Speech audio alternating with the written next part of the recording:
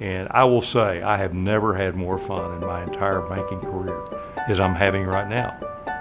And part of it is working for Happy State Bank and laughing and having fun, but also being able to put together an organization that represents the values that I hold dear to me. And that is family first, community, and my job.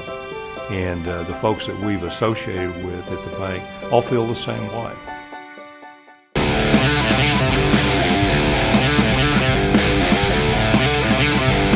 And welcome everyone to LoneStarVarsity.com. I'm Zach Long, that is George Watson, and you're on the playoff edition of Happy State Bank Football Fever Playoffs. We are into the postseason in Texas. Most teams have been put to bed, and the ones that are left are all going for the same goal, George. They want to get to Jerry World in Arlington, Texas, and have a chance to play for an elusive Texas High School State Championship. Yeah, it's what the coaches call the third season. You're done with the regular season. You're done with the district season. Now it's playoff time, and it's one and done. If you don't come out with your best, you're going home. You're putting the pads up next week. So yeah, it's the best time of the year for high school football. The most exciting time of the year. There's just an added air to the games. There's an added feel to when you get to the games. It's exciting, and it's really hard to describe if you haven't been through it. But everybody out there knows what it's like and is ready to get going. I'm ready to get going as well. And a wealth of teams from the South Plains into the playoffs, and we will detail that a little bit later in the show. But first up, George, just because it's the end of the season doesn't mean that stops our Happy State Bank Players of the Week.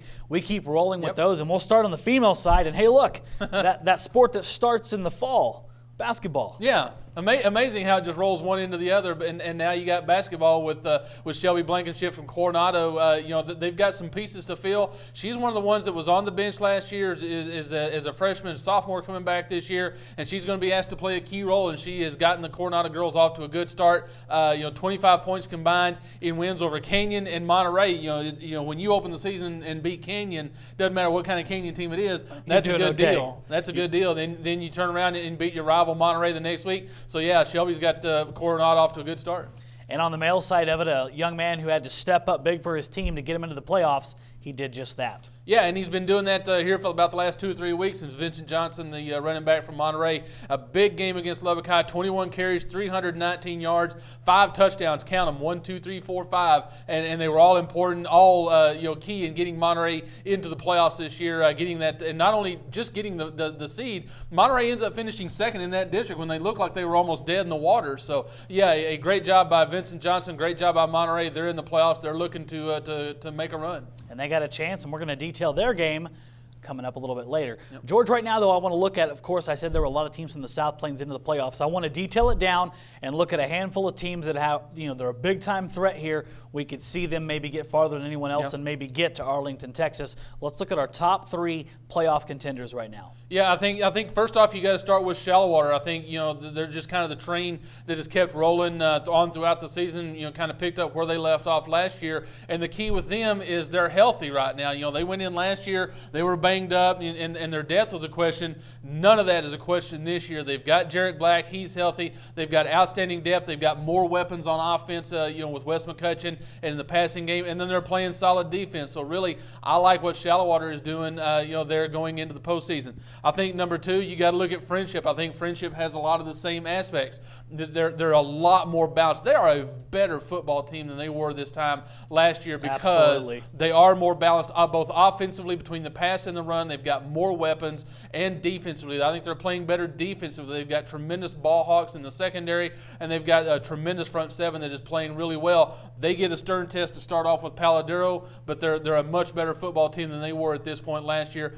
And then a dark horse. I mean, there's a couple other 10-0 teams out there, but I think this team is going to be a dark horse. And I think, as much of a horse as an antelope can be. That's right. And that's Abernathy. I like the way they're playing football right now. They can adjust to any game you want to play. You want to score with them, they've got the weapons to be able to score. You want to play a low-scoring game and keep the ball away from them and play a defensive game. Well, guess what? They're going to play defense to you as well. And they did that against Post this last week, 14-3, holding that offense to 3 points. They were just outstanding. standings, so I like the way that Abernathy's playing as well. And, of course, there's a lot of other teams that could make a run. I just made him Yeah. pick 3, so it's my fault if your team's not on that list right there. But right now, Blame him. we're going to extend on the next section, George. We're going to go quick pick here, try to get as many teams as we can as we look at some predictions from Week 1. A ton of games. We've narrowed it down to 10, and that was tough. Let's get it started first with the one we just talked about, Friendship and Paladuro. Yeah, Friendship Paladuro, a rematch of Week 5. Paladuro's better. They've got Malik Sims back. Friendship, though, is a better team than they were at this point when they played in Week 5.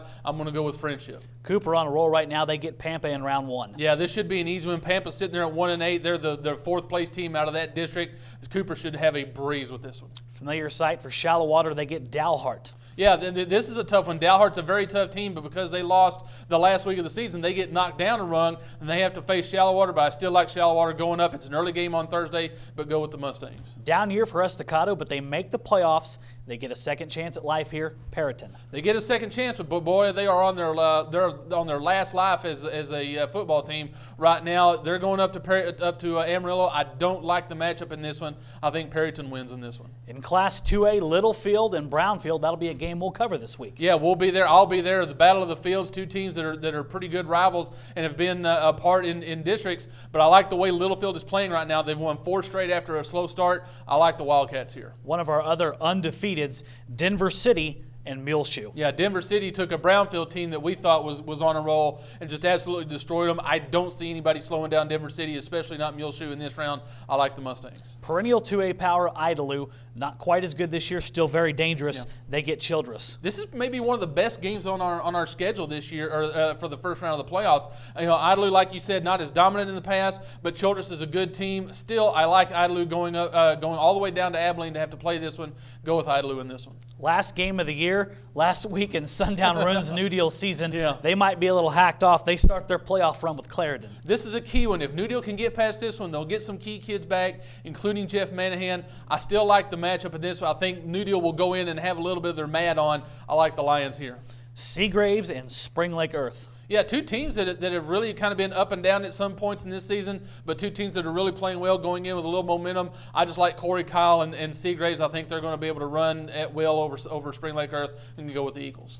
Olton back in the playoffs, and they get rewarded by Canadian. Yeah, congratulations, Olton. You're back in the playoffs. You get a tough Canadian team, and we all know what Canadian brings. They're going to bring it again. I don't like Olton's chances in this one. Go with Canadian.